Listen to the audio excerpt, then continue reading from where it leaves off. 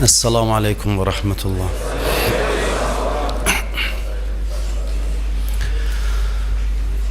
Bismillahirrahmanirrahim. Elhamdülillah Rabbil alemin. Elhamdülillahillezî cealel hamde miftahan li zikrih ve sebeben lil mezidi min fadlih ve delilen ala alaihi ve azametih. Vessalatu vesselamu ala Resulillahil emin, Habibi ilahina ve tabibi nüfusina Ebil Qasimil Mustafa Muhammed.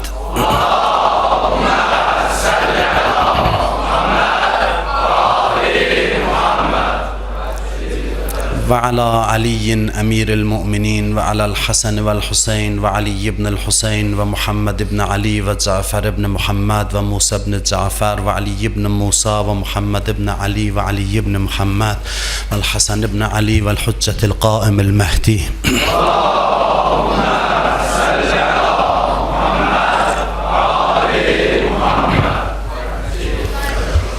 Allahümme salli ala cemi'il enbiya ve'l mursalin ve'ş şuhada ve'ş siddiqin. Allahümme gfir lil mu'minin ve'l mu'minat ve'l muslimin ve'l muslimat el ahya'i minhum ve'l envat.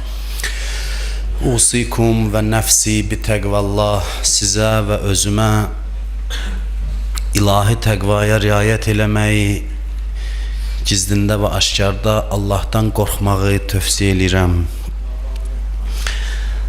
Keçən həftələrdə mehribanlıq barəsində danışırdıq ki, İslam cəmiyyətinin, yəni müsəlmanların yaşadığı cəmiyyətin ən əsas xüsusiyyətlərindən biri cəmiyyətdə mehribanlığın olmasıdır. Bəzən biz bəzilərini nəsihət eləyərkən deyirik ki, məsələn, zülm eləməyin. Bəzən də nəsihət eləyərkən mehriban olun deyirik.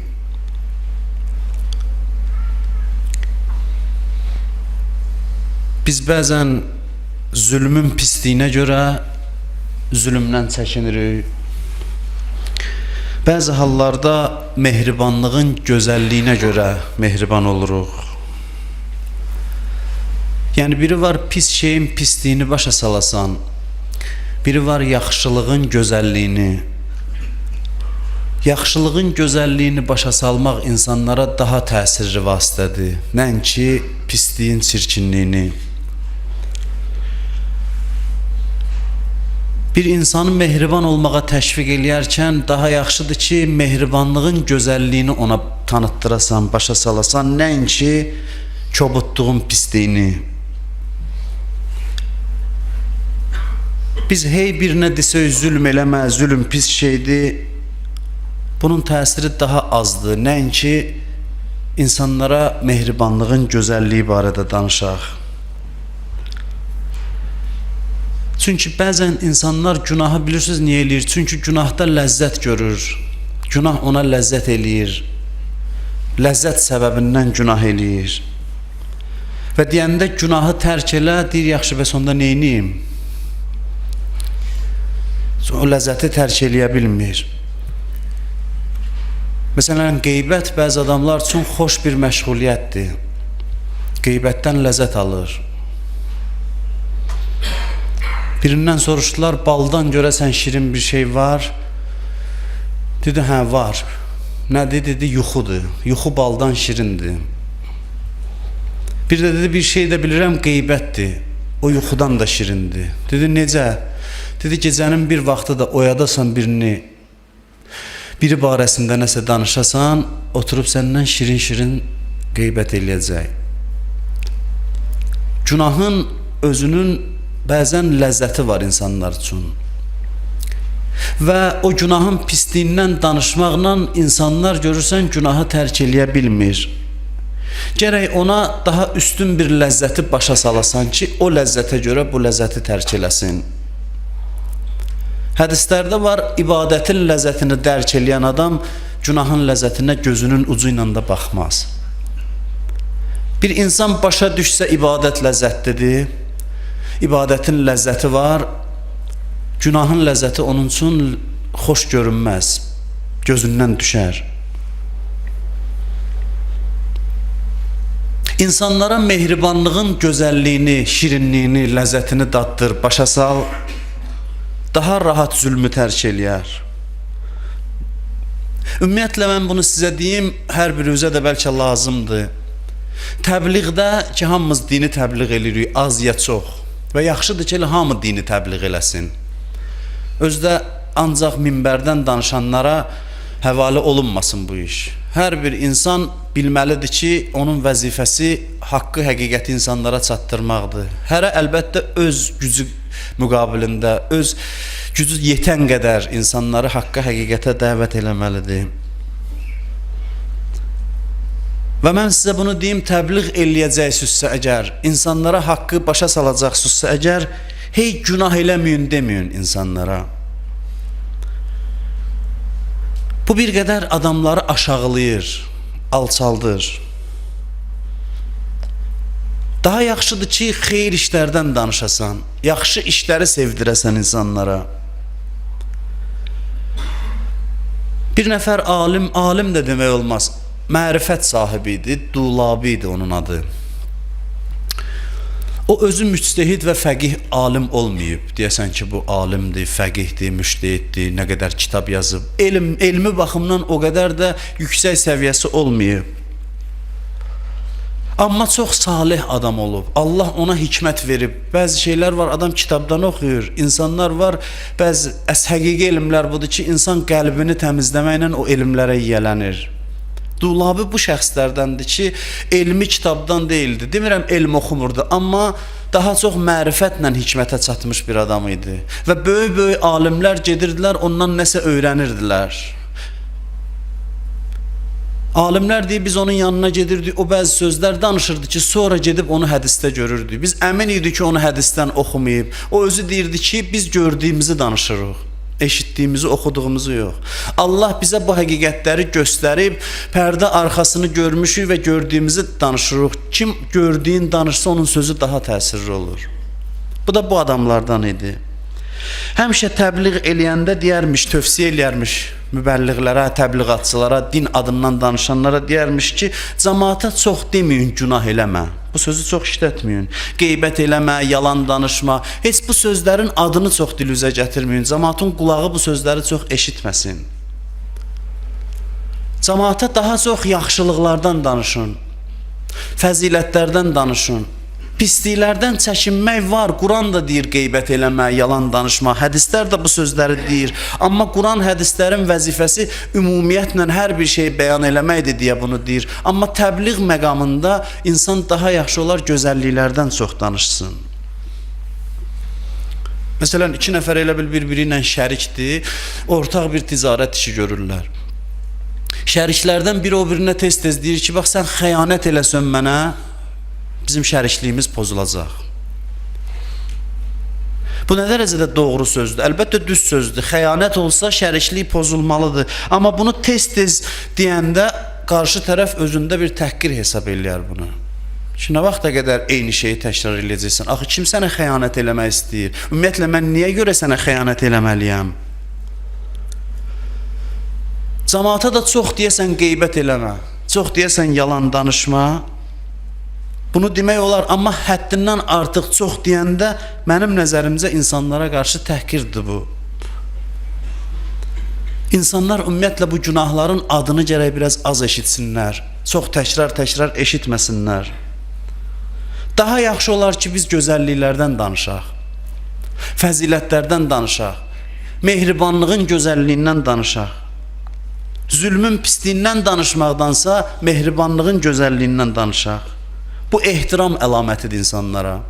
Bu hörmət əlamətidir. Yəni, mən sənə heç günah nisbəti vermirəm, heç günahı rəva bilmirəm ki, sənə tez-tez təkrarlayım, günah eləmə. Cəmiyyət üçün də bunun nəticəsi daha yaxşıdır. İnsanları gözəlliklərə təşviq eləmək lazımdır. Yaxşı işləri görməyə təşviq eləmək lazımdır. Və bunu necə təşviq eləmək olar? Mənim bugünkü sözüm qısa, çalışarım, vaxt uzalmayın. Bu barədədir ki, insanları necə eləmək olar ki, yaxşı işlərə təşviq eləyək, mehriban olmağa təşviq eləyək məsələn. Bəhsimiz mehribançılıqdır. Onun ən gözəl yolu nümunə göstərməkdir. Ümumiyyətlə yadda saxlayın, təbliğin ən gözəl yolu nümunəni göstərməkdir. Hədisdə var, ən yaxşı nəsihət nümunə olmaqdır. Danışmaq var, göstərmək var. Danışmaqdansa özün göstər, əməlinlə göstər. Bu görürsən çox çətin olur. Danışmaq asandır, oxuyub danışarsan. Amma göstərmək istəyəndə görürsən çətindir. Başqalarına nümunə göstərəsən. Cəmiyyətə nümunə təqdim eləmək lazımdır. İnsanları, uşaqları, gəncləri idmana təşviq eləmək üçün necə təşviq eləmək olar? Biri var deyəsən, idman xeyirlidir, idmanın filan faydaları var. Bəzən heç buna qulaq asmaq istəmirlər. Daha rahat necə təşviq eləyərsən? İdman sahəsində nailiyyət əldə eləmiş adamları təbliğ eləyəndə cəmiyyətdə, İdmanda zirvəyə ucalmış insanları cəmiyyətdə təbliğ eləyəndə gənclər daha çox idmana rəğbətlənir. Nümunələr sözdən daha çox təsir qoyur. Gənclərə o zirvələri göstərirsən, görürsən, məsələn, futbol çempionatları olanda daha çox həvəslənirlər futbol oynamağa. O zirvələri gözləri ilə görəndə, o nümunələri gözləri ilə görəndə daha çox həvəslənirlər o işi görməyə. İnsanlara gərək zirvələri göstərəsən. Yadınızdadırsa, mən keçən illərin Məhərrəmində dedim ki, Kərbəla hadisəsi ona görə əzəmətli idi ki, Kərbəla hadisəsi zirvəni göstərdi insanlara. İnsanları şəhid olmağa təşviq eləmək, şəhidliyə rəğbətləndirmək üçün nümunə göstərdi İmam Hüseyn əleyhissalam. Biri var deyəsən, şəhidin qanı belədir, şəhid belə cənnətə gedəcək, şəhidin qiyməti bu qədərdir. Bir də var göstərəsən. Mən bu misalı demişdim, bəzən filan paltarı insanlara giyindirmək üçün istəyirlər filan kostyumu insanlar alsınlar. Onu gözəl bir adamın əyninə giyindirirlər, jurnalın üz qabığına vururlar ki, rəğbət yaransın. Görmüsünüz ki, çirkin bir adamı onu geyindirsinlər, yox. Gözəl insana geyindirirlər ki, ondan rəğbət yaransın, cəmaat getsin, onu alsın. İmam Hüseyn əleyhissalam şəhidliyi cəmaata sevdirmək üçün cəmiyyətin içindən ən gözəl insanları seçdi və şəhidlik libasını onların əyninə geyindirdi və şəhidliyə rəğbət yaranmaq üçün ən gözəl yer İmam Hüseyn məclisləridir ki, insan o gözəllik nümunələrindən danışır, o zirvələri görür, insanda rəğbət yaranır. Odur ki, İmam Hüseynin məktəbi ilə çox mübarizə aparıblar tarix boyu. Çünki görüblər ki, İmam Hüseyn məktəbi insanlarda şəhidliyə rəğbət yaradır. Mən sizi əmin eləyirəm, bugün Azərbaycan xalqının düşmənləri ki, bizim torpaqlarımızı işğal edib, onlar heç istəməzdilər ki, Kərbəla məktəbi bu xalqın içində rəğbətlə qarşılansın. Çünki Kərbəla məktəbinə bağlanan insan ölümün gözünə dik baxır, ölümü sevir, haqq yolunda şəhid olmağı sevir, fədakarlığı sevir. Biri var ayə, hədis danışasan, biri var göstərəsən. İmam Hüseyn əleyhissalam şəhidliyə insanları rəğbətləndirmək üçün zirvələri göstərdi. Həzrət Əbəlfəz kimi bir zirvə göstərdi ki, insan onun haqqında danışarkən onun kimi olmağa şövq yaranır insanda. Niyə deyiblər, gedin İmam Hüseyn məclislərinə? Heç düşünmüsünüz, niyə bu qədər təkid olunub ki, bu məclisləri saxlamayın. Həmişə, hər yerdə eşit söz məclis var, dəvət al, söz gedin, iştirak eləyin. Çünki bu sizdə yüksəyə qalxmağa, zirvəyə ucalmağa şövq yaradır, həvəs yaradır, istək yaradır. Təkamülə çatmağa istək yaradır. İmam Hüseyn əleyhissalam Kərbəlada nümunələr göstərdi bizlərə. İmam Hüseyn əleyhissalamın Kərbəlası əməli İslamdır. Nəzəri yox, əməli İslamdır. Ona görə də bəzilərinin bu məktəbdən xoşu gəlmirdi. Tarix boyu bu məktəbdən mübarizə aparırdılar. Və mədəniyyətin də, incəsənətin də ən əsas missiyası mənim fikrimcə budur ki, o zirvələri insanlara göstərsin, təbliğ eləsin. Həvəs yaratsın insanlara, nümunələri göstərsin. Bu nümunələri göstərməyəndə başqaları bizə nümunə olur. Onda gəlir müğənnilər nümunə olur və cəmiyyətin gənclərinin böyük hissəsi oxumağa həvəslənir. Görürsən, hamı oxuyandır. Bir xalqın gənclərinin də bir böyük hissəsi oxumağa, oynamağa həvəsləndirsə, vay o xalqın halına. Təbii ki, musiqi, sənət olmalıdır, amma hər şeyin bir bəlli həddi var. O həddən yuxarı olarsa, tənəzzülə səbəb olar. İncəsənətin, mədəniyyətin missiyası budur ki, bu zirvələri, bu gözəllikləri insanlara göstərsin. Sənət ideologiyaya xidmət eləməməlidir, sənət insana xidmət eləməlidir, ağla xidmət eləməlidir.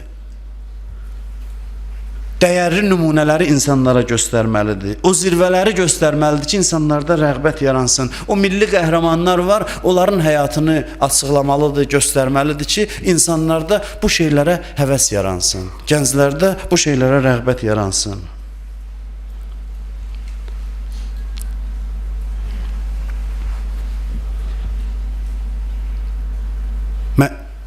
Mehribançılıq mövzusu da belədir. Hədislər var, çox danışmaq olar.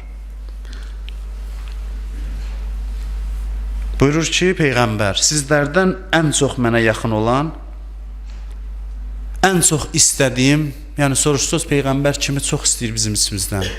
Buyurur, ən çox istədiyim və qiyamətdə ən çox mənə yaxın olanlar xoş əxlaq olanlardır, yəni mehriban olanlardır. Allahın acığı gəlir kobud adamdan, sərt xasiyyətli adamdan. Allahın xoşu gəlmir. Peyğəmbər buyurur, kim istəyir mənim yanımda olsun qiyamətdə, yolu budur ki, xoş əxlaq olsun, gözəl, mehriban insan olsun, başqaları ondan ünsiyyətdən ləzzət alsınlar. Kobud adamdan Allahın xoşu gəlməz. Peyğəmbər buyurur, günəş necə buzu əridir? Günəş buzu əritdiyi kimi xoş əxlaq, mehriban xasiyyətlər, xüsusiyyətlər günahları əridir, aradan aparır. İnsan xoş əxlaq olarsa, xoş rəftar olarsa, günahları əriyər. Allah yolunda cihad eləyənin savabı nə qədərdir? Buyurur ki, xoş əxlaq adamın savabı ondan çoxdur. Bunlar hamısı var, hədislərdə var. Amma insanları təşviq eləmək üçün bunlar kifayət eləmir. Gərək nümunələr göstərəsən.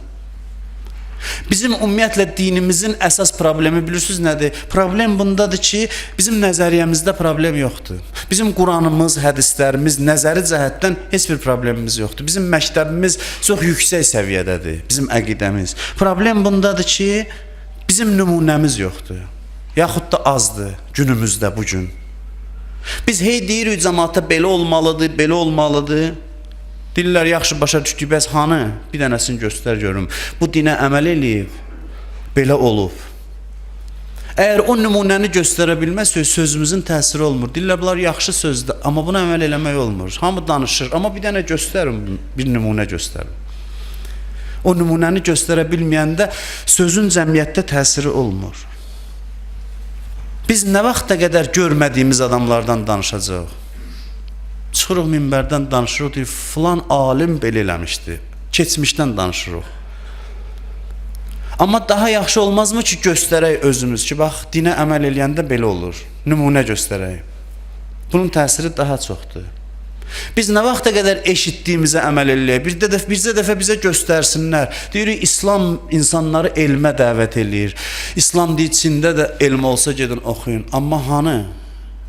O müsəlman cəmiyyəti ki, buna əməl eləyib, deyirlər, yaxşı, bəs niyə müsəlmanlar bu vəziyyətdədir? Bu din bu qədər elmə təşviq eləyir, bəs niyə elmdə başqaları bizi qabaqlayıb? Nümunə görürsən, tapa bilmirik. Nümunə göstərə bilmirik. Bizim əsas problemimiz budur ki, nümunəmiz yoxdur bugün. Nümunə ola bilmirik daha doğrusu. Nümunə göstərə bilmirik digərlərinə. Həm özümüz, həm cəmiyyətimiz başqalarına nümunə ola. Cəmaat gərək gözü ilə görsün ki, həvəs yaransın onlarda. Sənətin də, mədəniyyətin də vəzifəsi budur ki, bu gözəllikləri insanlara göstərsin. Bəzən deyirlər, reallıqdır da, həyatımızın reallığıdır. Nə desən göstərirlər, var da cəmiyyətdə reallıqdır. Düzdür, var, amma hər reallığı çəkib göstərmək olmaz başqalarına. Bizim həyatımızın çox reallığı var ki, istəmirik onu cəmaat bilsin. Şəxsi həyatımızın. Həyatımızın hər reallığını cəmaata nümayişkaranə şəkildə göstərə bilmərik. Bir şey reallıqdır deyə onu çəkib göstərmək olmaz. Cəmiyyətdə var deyə bütün pislikləri çıxardasan üzə, göstərəsən, bilməyənlər də öyrənsin.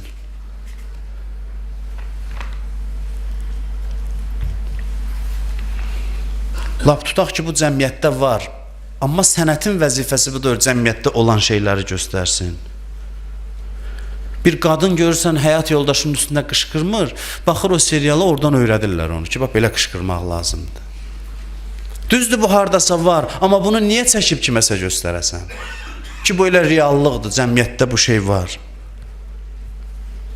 Hər reallığı nümayiş elətdirməyə icazə vermir dinimiz. Dinimiz deyir, necə olmalıdır, onu göstər. Necə olmalıdır, onu göstər. Müsəlman aliminin xristiyan keşişindən fərqi nədir? Neçə fərqi var?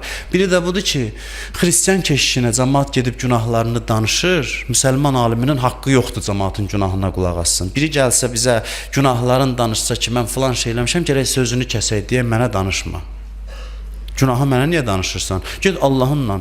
Əgər sən əlac istəyirsənsə, vacib deyil danışasan ki, mən bu günahı eləmişəm. Deyə bilərsən ki, bir nəfər bu günahı eləyirsə, necə ondan qutara bilər?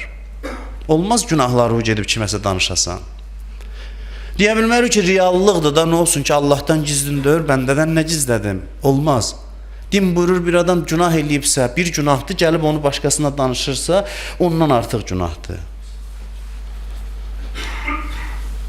Günahları gərək açmayasan.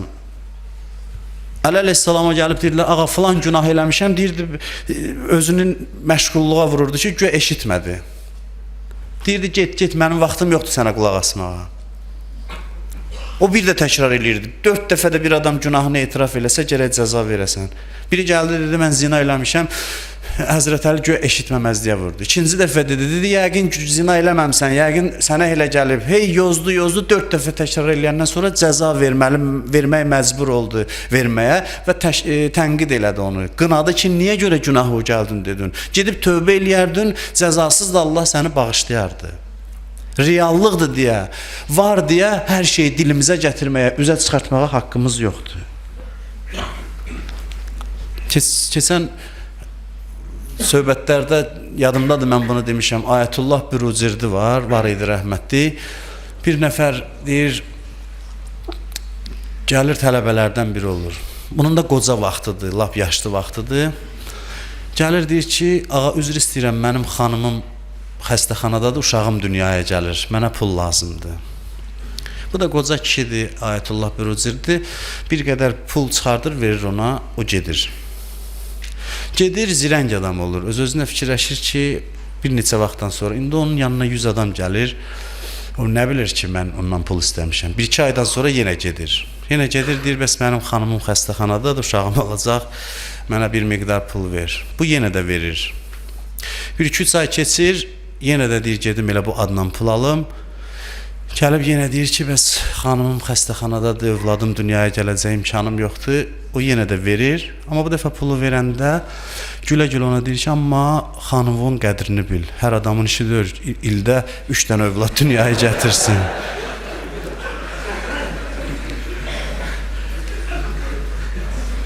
Olan şeydir, yalan danışır, amma bu da bilə-bilə ki, onu alladır, onun üstünü açmır. Onun üzünə vurmur.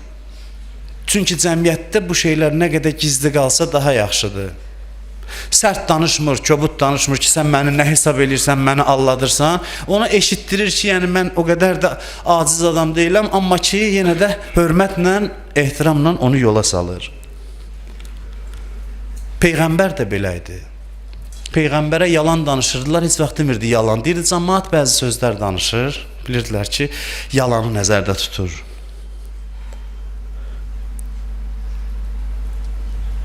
Din mehribançılıq üzərində qurulur və mehribançılığın nümunələrini göstərmək lazımdır. Ailədə bilirsiniz, valideyn niyə 2 nəfərdir? Neçə səbəbi var? Biri budur ki, 2 nəfər olmasa övlad dünyaya gəlməz. Biri də budur ki, övladın tərbiyəsi üçün bu 2 nəfər gərək əməli nümunə göstərsinlər. Bir-biri ilə elə davransınlar ki, uşaq görsün, götürsün. Eşitmək yox. Eşitməkdən çox görmək uşağa təsir qoyur. Biri var uşağa deyəsən, övladım mehriban ol, acı danışma. Bir də var ki, uşaq gözünü açsın, görsün, ata anaya qarşı mehribandır. Vallah bu gördüyü, eşitdiyindən daha çox təsir qoyur uşağa. Biri var uşağa deyəsən ki, səhv elədinsə üzr istə. Bir də var görə ki, ana səhv eləyib atadan üzr istəyir. Gördüyü nümunə görərsə daha çox təsir qoyur. Hiss eləmirsən uşağında həsəd var ürəyində, başqa uşağa qarşı həsəd var ürəyində, nümunə göstərəsən. Ana deyə ki, məsələn, filan gün filan kəsin evini gördüm, çox sevindim, əcəb geniş evi var. Uşaq eşitdiyi və gördüyünə daha çox inanır. Yəni nümunəyə daha çox əməl eləyir. Bir şeyə insanları təşviq eləmək istəyirsənsə, onun nümunəsini gərək göstərəsən. Xüsusən tərbiyədə çox mühümdür. Bir salih adamlardan biri idi, alim idi. Qədimlərdə su tuluqları var imiş, həyətlərdə su tuluqları. Görür ki, uşağı bıçaq əlinə götürüb cəmaatın su tuluqlarını deşir. Qonşuların hamını gəlib buna şikayət edirlər ki, bu uşaq eyni hərəkəti eləyir. Alim fikrə gedir ki, mən indiyəcən belə hərəkət eləməmişəm ki, nəsə bunu görüb götürsün. Anasından soruşur uşağın ki, sən bəlkə nəsə bir şey eləmirsən ki, bu belə əməl eləyir. Ana nə qədər eləyir, yadına düşmür. Birdən yadına düşür ki, hə, bu uşaq hələ mənim bətnimdə olanda, uşaq hələ dünyaya gəlməmişdi. Qonşunun nar ağacı bir budağı bizə tərəf idi. Mən narı dərmədim, bıçaq əlimə götürdüm, narı deşdim, içindən dənələrindən çıxartdım, yedim. Hələ bu uşaq dünyaya gəlməmiş, ananın üzr istəyirəm hamiləlik dövrü, uşaq ana bətnində olanda onun elədiyi əməl uşağa gətirir, təsir qoyur. Uşağın əməllərinə gətirir, təsir qoyur. Əməl sözdən daha təsirlidir həmişə. Əməlin daha çox təsiri var. Və dinimizdə bizdən istədiyi budur ki, insanlara nümunələr yaradaq, nümunə göstərək. Niyə Peyğəmbəri Allah seçib? Ləqəd kənə ləkum fi Rasulillah usvətun həsənə. Quran buyurur ki, Allahın Peyğəmbəri sizlər üçün gözəl nümunədir. Peyğəmbəri ona görə seçmişdi ki, Quranda olan ayələri gözləri ilə cəmaat görsün ki, yaxşı, bax, buna əməl eləyəndə adam belə olar. Belə olar, Peyğəmbər idi. Bir vardı, sırf danışasan, bir də var, Peyğəmbər həm də göstərirdi. Özü nümunə idi insanlara. Mehribansılıqdan danışırdı, özü də göstərirdi. Məscidə gedir Peyğəmbər namaz qılmağa. Bir Yahudi Peyğəmbərin qabağını kəsir. Deyir ki, mənə borcum var, bu saat borcu verməlisən. Peyğəmbər dayanır, deyir, vallah, mənim sənə borcum yoxdur. Amma tutaq ki, varsa da indi üstümdə pul yoxdur, bırax qoy gedim mən. Deyir, yox, bir addım qoymayacam gedəsən. Mənim borcumu burada qaytarmalısan. Namaza gedir, məsciddə cəmaat gözləyir, Peyğəmbər dayanıb, görür ki, bu qoymur getməyə. Əlbəyaxı olur axırda Peyğəmbərlə. Əbasını çəkir, Peyğəmbərin boynu qızarır. Səhabələr gəlir, görür ki, bu bir nəfər adam başqa dindən özdə. Bunların Peyğəmbərinə bu qədər əziyyət verir. İstəyirlər onu cəzalandırsınlar, hücum eləsinlər, onu döysünlər. Peyğəmbər deyir, siz dayanın bir qıraqda, öz dostumdan mən bilirəm necə davranaram.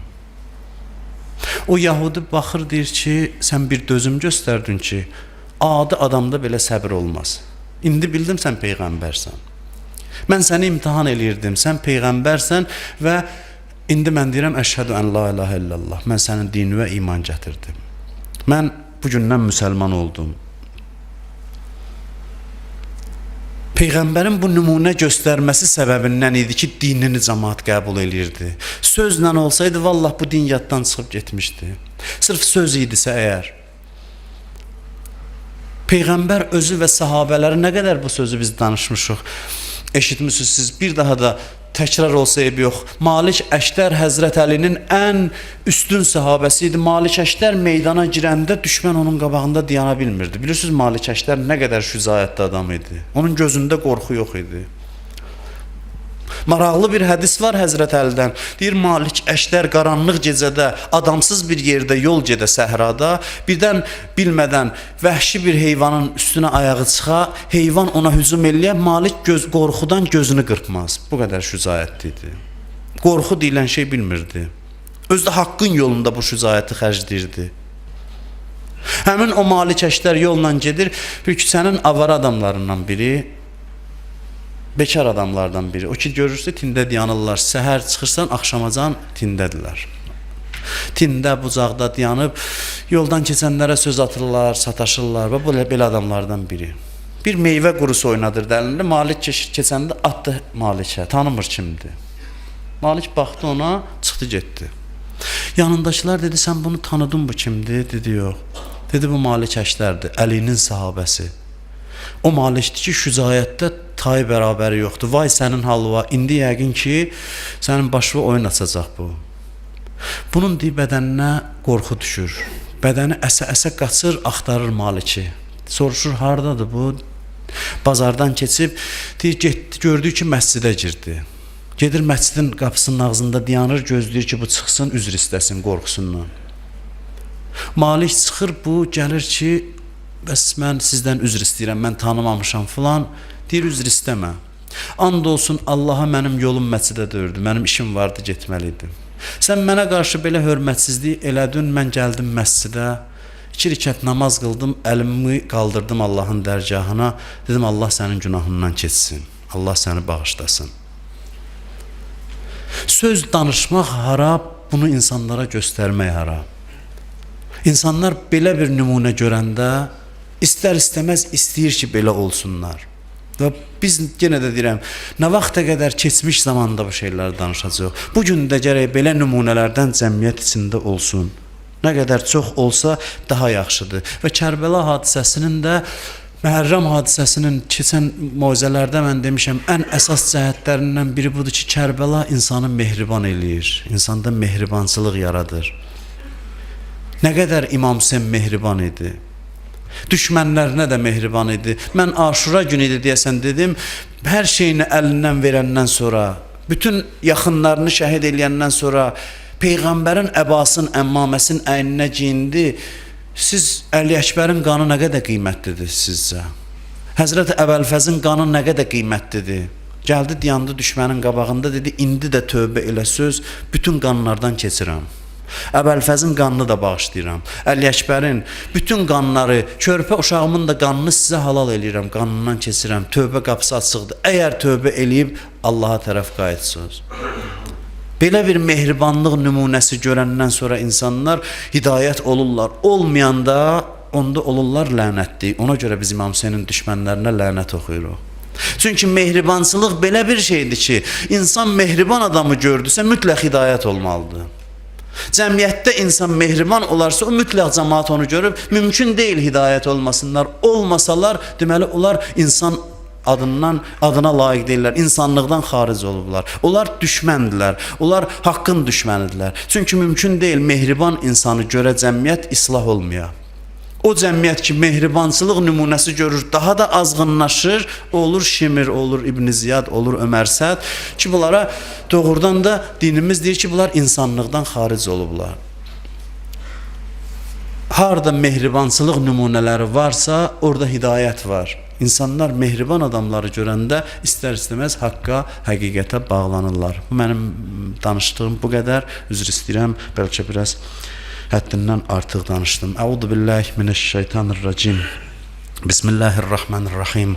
İnna a'taynakal kevser fasalli li rabbika vanhar. İnne şani'aka huvel abtar. Sadaqallahul